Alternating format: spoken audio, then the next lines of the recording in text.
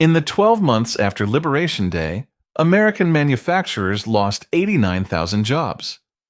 Not in China, here. And the average American household, the family buying groceries, replacing appliances, shopping for back-to-school clothes, paid $1,800 more this past year for things that used to cost what they cost.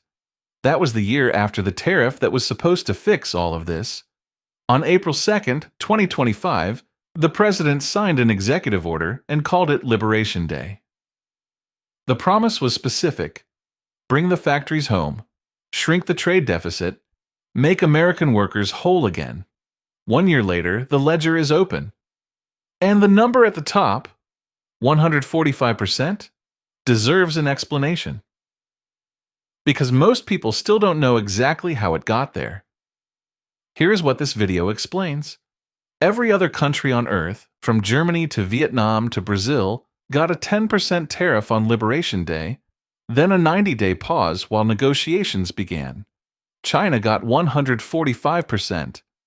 Not because a policy document said 145, not because it was a number someone calculated in advance. It got there through a specific sequence of events. A retaliation loop that escalated in 7 steps over 7 months. And China was the only country that refused to step back. By the end of this, you will understand exactly how that number was built, step by step. You will understand why the cost didn't land on China. It landed on you. And you will understand what the first year of this policy actually produced for the workers it was designed to protect. This is not a political argument. It is a ledger read. To understand Liberation Day, you have to go back to 2001. That was the year Congress granted China permanent normal trade relations status, essentially a permanent trade handshake, and China joined the World Trade Organization. American companies celebrated. Lower tariffs meant cheaper manufacturing. In the years that followed, factories that made electronics, appliances, clothing, and furniture quietly moved production overseas. In 2001, the U.S. trade deficit with China was $83 billion. By 2018, it was $418 billion.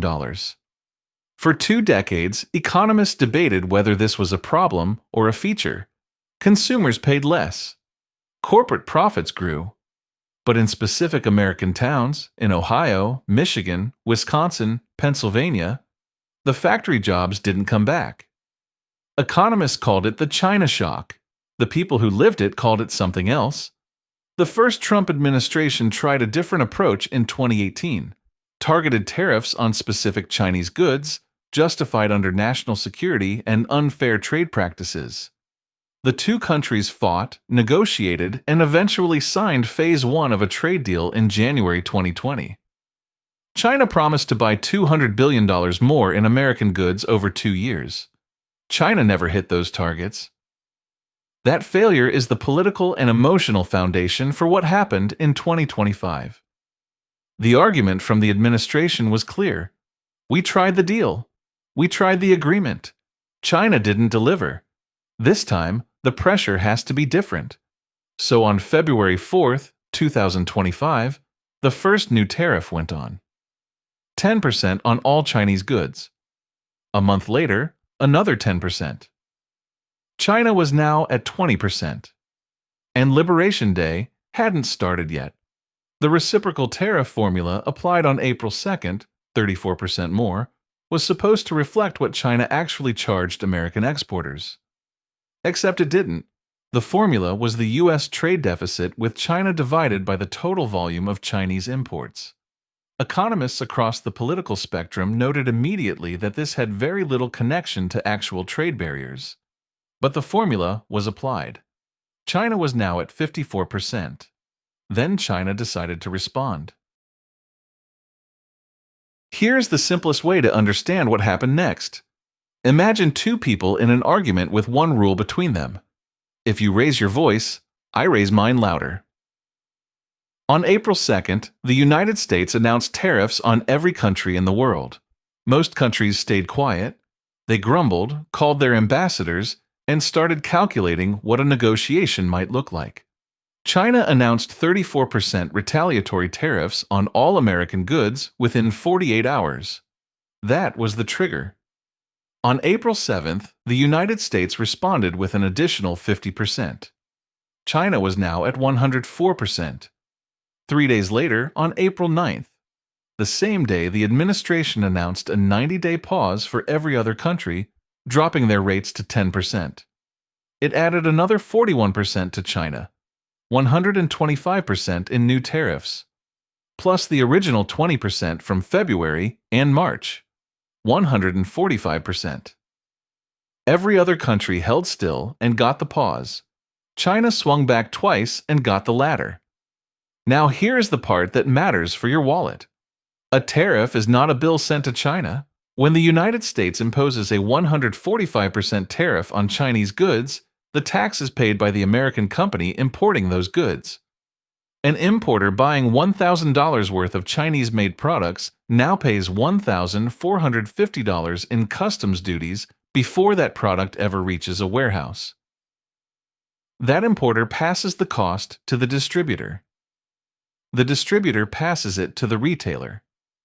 The retailer puts it on the shelf. You pay it at checkout. The Federal Reserve Bank of New York found that roughly 90% of the tariff burden fell on American businesses and consumers, not on Chinese exporters.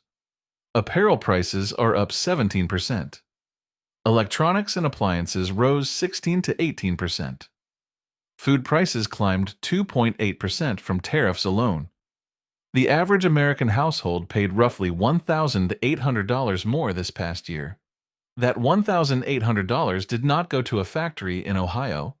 It went to the U.S. Treasury, $194 billion in new customs revenue, collected in 2025, paid by American importers, passed to American consumers. Here is where the promise breaks.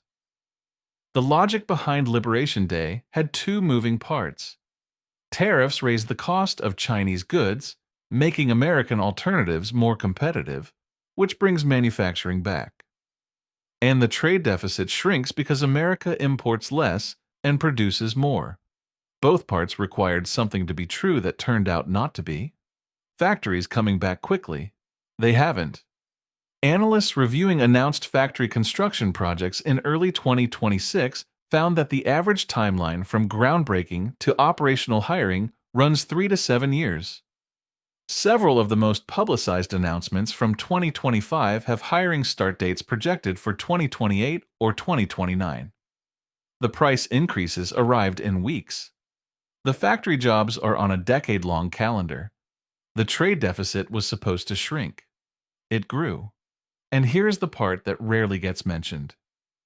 The 145% tariff didn't only raise the cost of Chinese consumer goods, it raised the cost of Chinese components, the steel, the aluminum, the circuit boards, the industrial parts that American manufacturers depend on to build their own products. The National Association of Manufacturers surveyed its members in March 2026. 67% reported higher input costs directly tied to the tariffs. The policy designed to protect domestic manufacturers also made it more expensive to be a domestic manufacturer.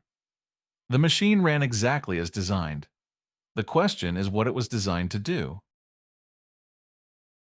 Quick note: if this is landing for you, subscribe to American Ledger Journal, Weekly Explainers.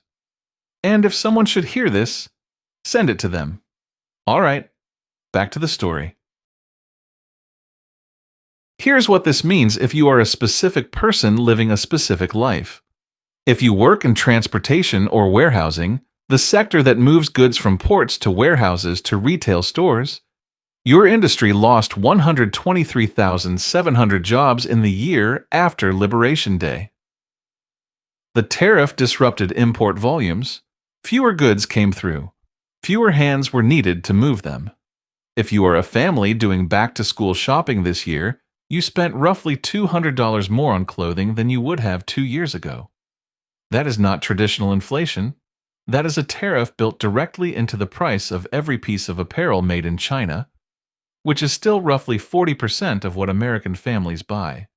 If you own a small manufacturing business in the Midwest and you buy Chinese components to build your product, your material costs are up. Your foreign competitors, the ones buying from countries that got the 10% rate, not 145, are not carrying the same increase.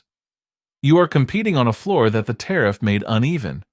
And if you are simply a household managing a grocery budget, food costs climbed approximately $270 more this year from tariffs alone.